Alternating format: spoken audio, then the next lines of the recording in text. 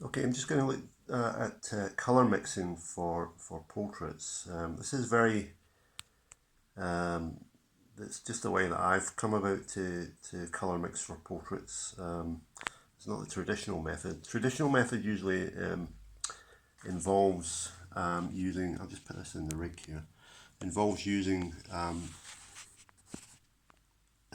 burnt sienna and yellow ochre in the mix. And you can see here that I'm actually using bright colours first. I'm using cad red here. It can be a slightly cooler red, doesn't really matter about that, but cad red I quite prefer.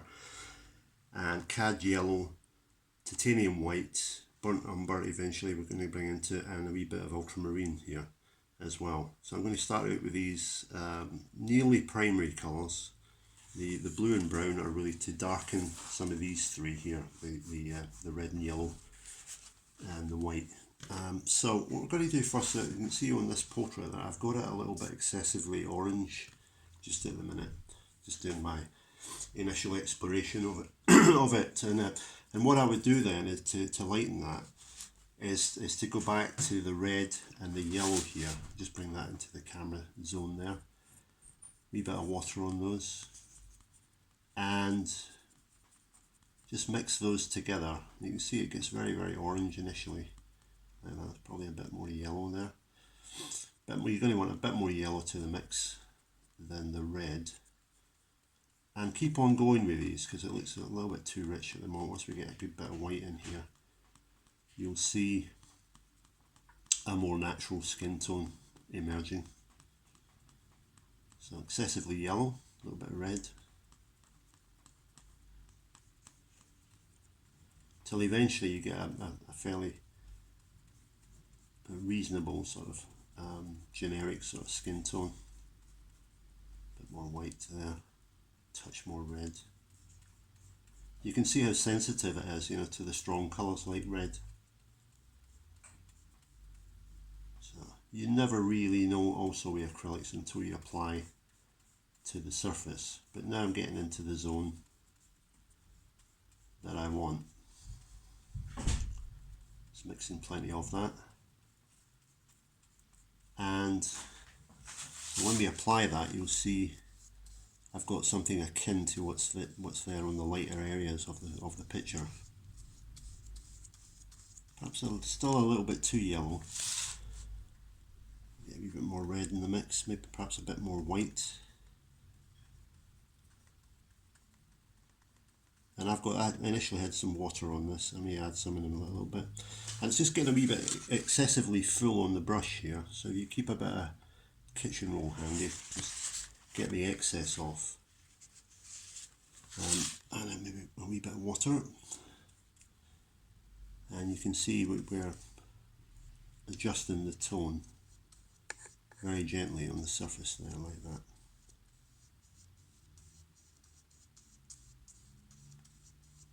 Okay, so maybe a little bit more red.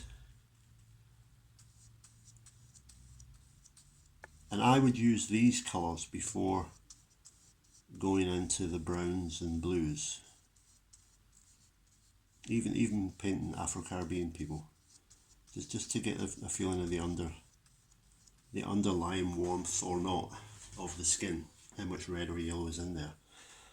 So to some of these areas now, this might be a good sort of generic, an average is a better word, tone that I'll use for this person's skin. Keep it nice and flat at the moment because it's early days with this portrait. And I'm just wiping the excess off now.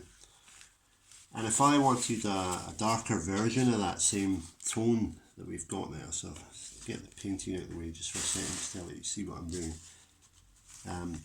Then you would then take up the fairly clean brush and then take the blue and brown and get a kind of halfway mix between the two.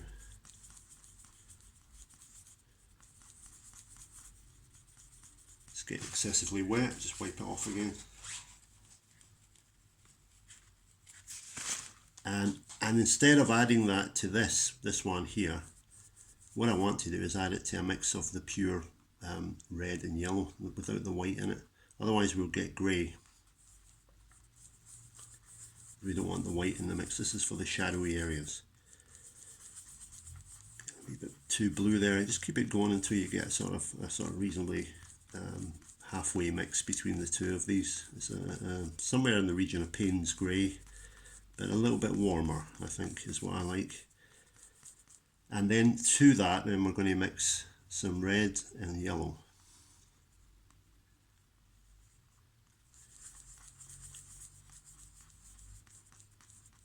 And we get a darker version of the skin tone that we just mixed before. So for example, if we add that to one of the darker areas of the painting up here, you'll see that it's not, you know, just a wee bit of excess there, that it's not excessive, it's not in the different ballpark from the skin tones we've got. It's very light face here, so there's not much shadow to play with, but if I add it here, you'll see that it's in the same family as the other tones there. Just using my finger to soften it a wee bit, and then one might go back, if you want to do a wee bit of blending, to this mix that we have here.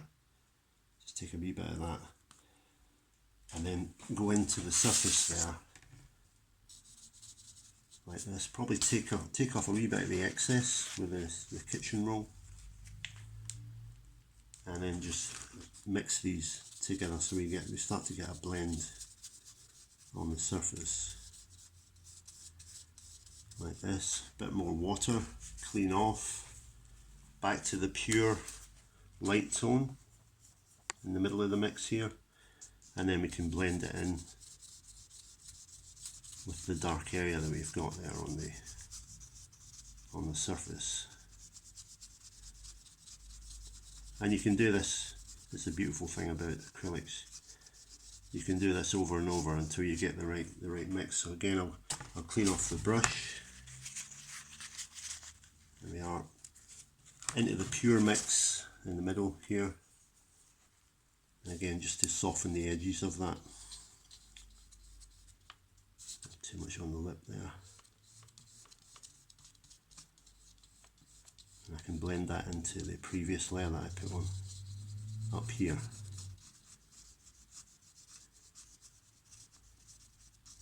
So eventually, take a wee bit of water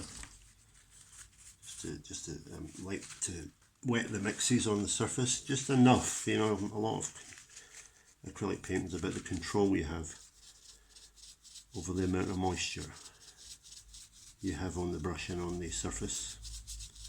So we're starting to get a nice little mix going there of tones.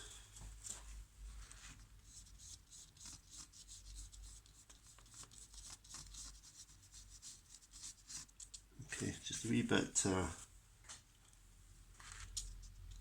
thick up here. Just take off some of the excess there and just mix these flatter.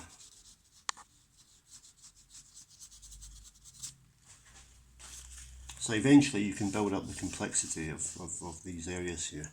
And here now we might add a highlight, something of that sort to it.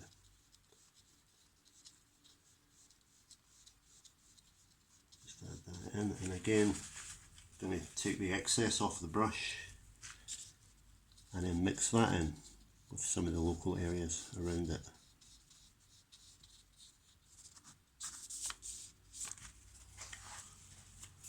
To soften the edges once again, I'm just wetting the brush slightly. And so you can see you can start to build up quite a variety of tones on the surface. Okay, so that's some of the basics that I use in colour mixing for skin tones.